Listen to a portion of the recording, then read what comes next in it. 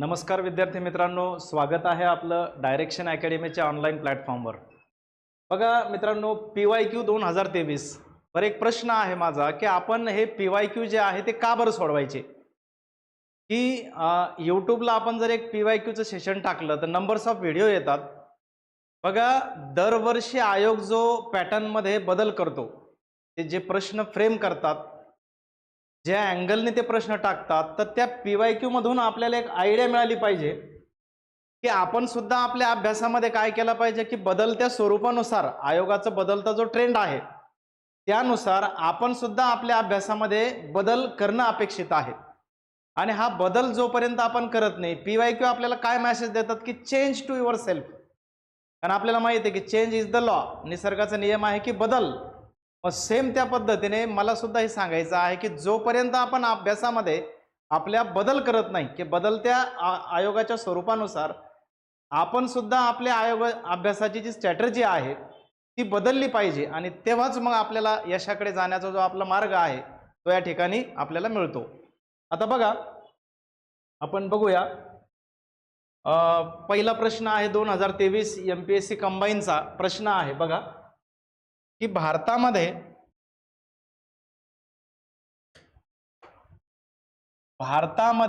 धवल क्रांती, ज्याला आपण white revolution म्हणतो, याची सुरुवात ही केव्हा करण्यात आली, कोणत्या सालापासून करण्यात आली. आता धवल क्रांती म्हटलं तर एक व्यक्तीचं नाव आपल्याकडे डोळ्यासमोर आठवतं, आणि ते म्हणजेच काय, वर्गीस कुरियन हे नाव आपल्याला डोळ्यासमोर आठवतं. आणि धवल क्रांती जी आहे ती कशा संदर्भात आहे, दूध, ज्याला आपण म्हणतोय मिल्क, आणि ही सुरुवात आहे 1971. 1971 मध्ये धवल क्रांतीला सुरुवात झाली आणि मोठ्या प्रमाणामध्ये काय भारताला या दुधाच्या उत्पादनामध्ये या क्रांतीमुळे यश मिळालं. त्यामुळे वर्गीस कुरियन हे नाव आपल्याला लक्षात पाहिजे धवल क्रांती म्हटल्यानंतर. जाऊया आपल्या पुढच्या प्रश्नाकडे. पण त्या अगोदर बघा, MPSC कंबाईन पूर्व परीक्षा 2026 करिता आपण ही बॅच आणलेली आहे, दिशा 2.0 बॅच, आणि याची फीस आहे 499 रुपये फक्त.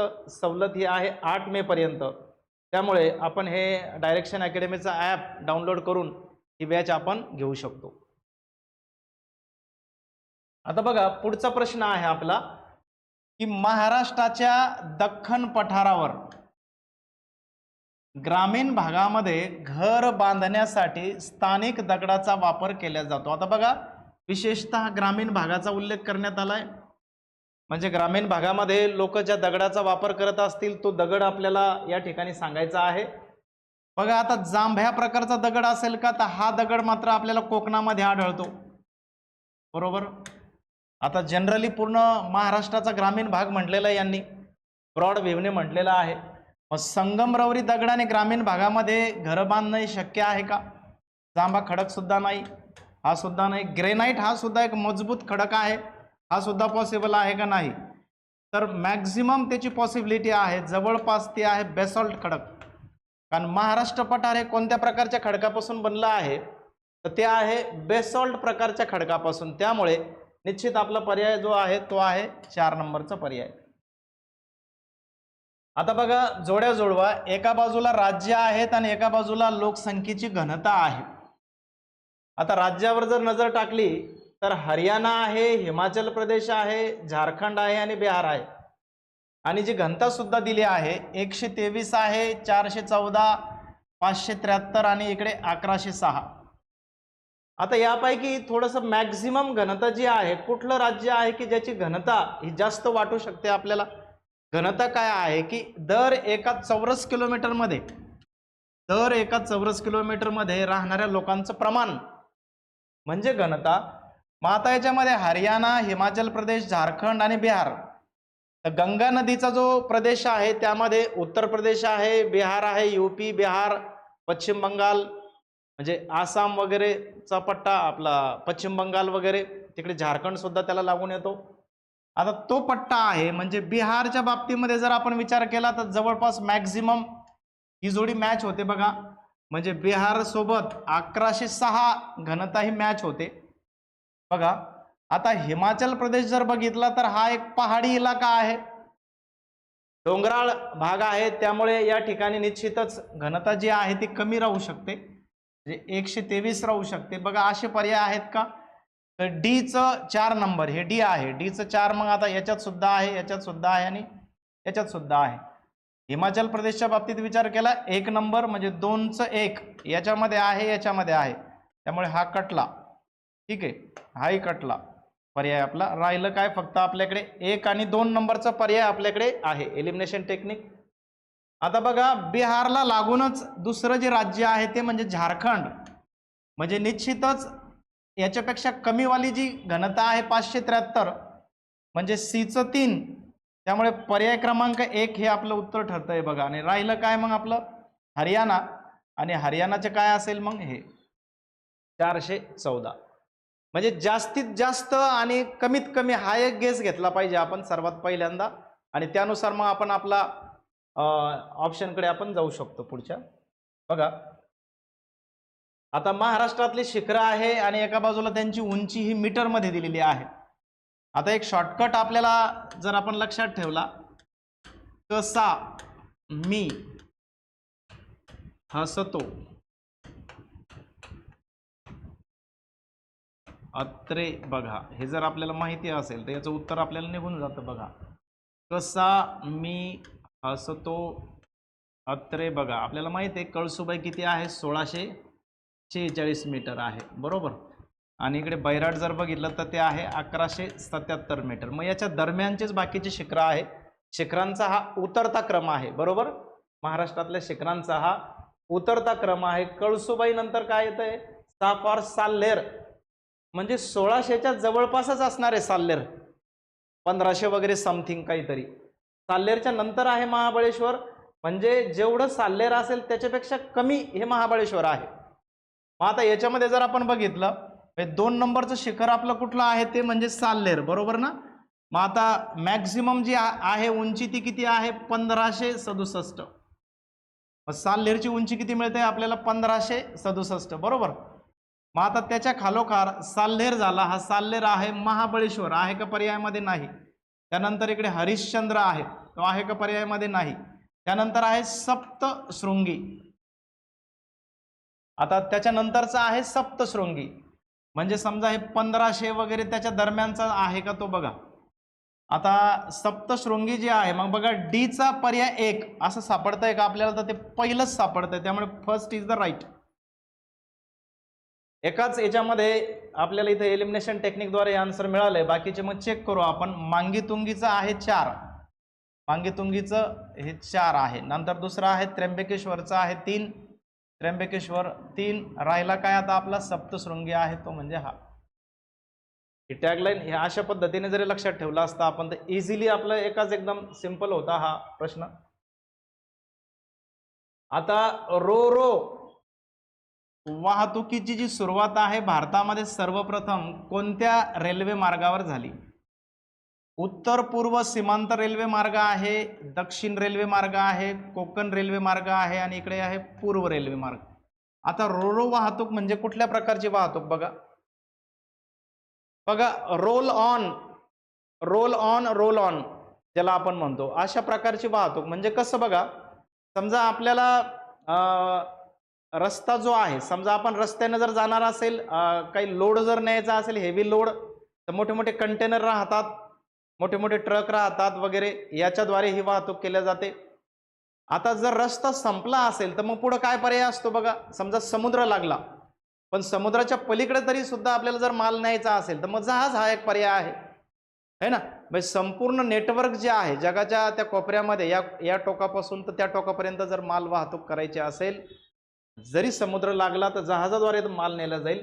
मग त्यामुळे आपल्याला जर जहाजाचा विचार केला तर मग कोकण हा त्या ठिकाणी एक पर्याय आपल्याला दिसतो, कारण कोकण म्हणजे समुद्र किनारा आहे. मग निश्चितच आपला पर्याय क्रमांक काय ठरू शकतो, हा कोकण रेल्वे मार्ग. आता एका बाजूला जोड्या लावा आहे, राज्य आहेत आणि त्या राज्यामध्ये असणारं पर्यटन स्थळ आहे पहा. आता याच्यामध्ये जर बघितलं तुम्ही नजर टाकली पर्यटन स्थळावर, तर काही पर्यटन स्थळ पैकी जे फेमस आहे, फॉर एक्झाम्पल नैना देवी, त्यानंतर एक अंबाला, याच्याविषयी थोडीफार आयडिया लागते, बाकीची काही आयडिया लागत नाही आपली, पण बघू आपण लागतंय का. आता हिमाचल प्रदेश मध्ये त्रिलोकनाथ, केदारनाथ, बद्रीनाथ वगैरे जे आहे उत्तराखंड, तिकडे हिमाचल प्रदेश, त्यामुळे हिमाचल प्रदेशमध्ये आहे नैना देवी. त्यामुळे बीचा पर्याय क्रमांक 1 ज्यामध्ये आहे, बीचा पर्याय क्रमांक 1 बरोबर. तर ऑप्शनमध्ये नाही, परंतु आपण त्याला मग याच्यानुसार जाऊ.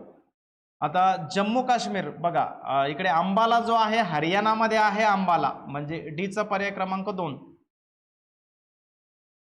डीचा जो पर्याय क्रमांक आहे अंबाला, हरियाणामध्ये अंबाला आहे पहा.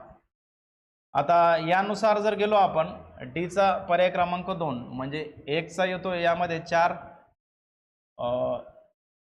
1 जो आहे याच्यानुसार जर गेलो आपण, तर हिमाचल प्रदेशमध्ये आलं त्रिलोकनाथ आणि नैना देवी, इकडे हरियाणामध्ये आलं हे अंबाला, आणि पंजाबमध्ये आहे बघा हे तरनतारन आणि बाबा बकाला. आणि मग राहिला काय पर्याय आपला, जम्मू काश्मीर. जम्मू काश्मीरमध्ये आहे अवंतीपूर आणि आलची गोंपा हा एक बौद्ध मठ आहे. आणि युनेस्कोच्या जागतिक ऐतिहासिक पर्यटन स्थळामध्ये याची नोंद आहे, आणि म्हणून ते आपल्याला विचारण्यात आलंय. अशा पद्धतीने हे पर्याय मॅच होतात. आता बघा, चॅम्पियन अँड सेट यांच्या वर्गीकरणानुसार महाराष्ट्र राज्यामध्ये जंगलांचे किती प्रमुख प्रकार आहेत. आता 1968 मध्ये यांनी हे वर्गीकरण केलं, आणि महाराष्ट्रामध्ये काही वनांचे प्रकार यांच्या वर्गीकरणानुसार आहेत. मग ते कुठले, मग 6 प्रकार आहेत. मग ते आहे उष्ण कटिबंधीय सदाहरित वने. आता इकडे सुद्धा दुसरा पर्याय आहे उष्ण कटिबंधीय निम सदाहरित वने. तिसरा पर्याय आहे उष्ण कटिबंधीय आर्द्र पानझडी वने, उष्ण कटिबंधीय शुष्क पानझडी वने. त्याच्यानंतर आहे काटेरी वने, आणि इकडे आहे दलदलीची किंवा खारफुटीची वने. तर असे हे 6 प्रकार आहे. यांच्यापैकी जर बघितलं आपण तर महाराष्ट्रामध्ये हा उष्ण कटिबंधीय शुष्क पानझडी वने जवळपास 52% या वनांचं प्रमाण आहे. जर आपण उष्ण कटिबंधीय आर्द्र पानझडी वने बघितलं तर महाराष्ट्रामध्ये जवळपास 31% या वनांचं प्रमाण आहे. आणि म्हणून मग हा पर्याय क्रमांक 1 आपला याचं उत्तर ठरतो. आता बघा, भारतातील कोणतं शहर आहे की भारतीय शासनाच्या स्वच्छ क्रमवारीमध्ये सलग 3 वेळा म्हणजे 2019 ते 2021 या दरम्यान त्याला स्वच्छ शहर म्हणून घोषित करण्यात आलंय. आता इंदोर आहे, पुणे आहे, मुंबई आहे आणि सुरत आहे बघा. आता आपण जर मुंबईचा विचार केला तर मुंबईला काही स्वच्छ शहराच्या याच्यामध्ये ते येऊ शकत नाही. राहिला आता ऑप्शन होऊ शकतं आपलं एक इंदोर असेल किंवा सुरत असेल, पुणे सुद्धा नाही. पण आता इंदोरमध्ये आणि सुरतमध्ये जर विचार केला आपण तर सुरत जी आहे मध्य प्रदेशमध्ये ती एक आर्थिक कॅपिटल आहे, इकॉनॉमिक कॅपिटल आहे मध्य प्रदेशची, आणि त्यामुळे तर हा पर्याय जो आहे इंदोरला सलग 3 वेळा 19 ते 21 दरम्यान स्वच्छ शहर म्हणून पुरस्कार या ठिकाणी मिळालेला आहे. आता एका बाजूला औष्णिक विद्युत केंद्र आहेत बघा, आणि त्या एका बाजूला आहेत जिल्हे, महाराष्ट्रातले जिल्हे आहेत. आता यामध्ये बघा काही परिचयाचे असतील आपल्याला, तर कोराडी जे आहे ते आहे नागपूर, अकोला जो आहे तो आहे पारस, त्यानंतर इकडे फेकरी जो आहे हे जळगाव जे आहे, मिस्टेक आहे झाली, इथे आहे जळगाव. हे फेकरी जे आहे भुसावळजवळ फेकरी ते येतं जळगावमध्ये. मग राहिलं काय आपलं उरण, उरण आहे ठाण्यामध्ये. पर्याय जर आपण मॅच केले तर आपल्याला आन्सर येऊ शकतो. शेवटचा प्रश्न आहे की रायलसीमा पठार जे आहे ते टिंबटिंब या ठिकाणी आहे. आता बघा, आपण असा जर भारताचा विचार केला, हा भारताचा आपला नकाशा आहे. आपल्याला माहिती आहे की हे आहे महाराष्ट्र पठार, त्याच्या खाली हे आहे कर्नाटक पठार, ह्या इकडे आहे, हा आहे आंध्र प्रदेश, आणि ह्या इकडे आहे, याच्या खाली आहे हा तेलंगणा. आणि याच्या मधला जो रिजन आहे हा कर्नाटक आणि आंध्राच्या मधला जो रिजन आहे हा एवढा, हा आहे रायलसीमा पठार. म्हणजे इकडे कर्नाटक पठार आणि आंध्र प्रदेश पठार आणि तेलंगणा यांच्या मिडल मधला जो भाग आहे तो आहे रायलसीमा पठार. आता बघा, कर्नाटक पठाराच्या उत्तरेला नाही, कर्नाटक पठाराच्या पश्चिमेला नाही, कारण हे कर्नाटक पठार आहे. कर्नाटक पठाराच्या दक्षिणेला पण नाही. काय पर्याय उरला आपल्याकडे? कर्नाटक पठाराच्या पूर्वेला या रायलसीमा पठाराचं काय आहे? स्थान आहे. तर मित्रांनो, पुन्हा एकदा सांगतो की आपली डायरेक्शन अकॅडमीच्या वतीने दिशा 2.0 ही बॅच आहे. ची फीस आहे फक्त 499 रुपये. 8 मे पर्यंत आपण ही जॉईन करू शकतो. त्यामध्ये व्यवस्थितरित्या आपली संपूर्ण तयारी करून घेतल्या जाऊ शकते. तर थांबूया या ठिकाणी आपण. धन्यवाद.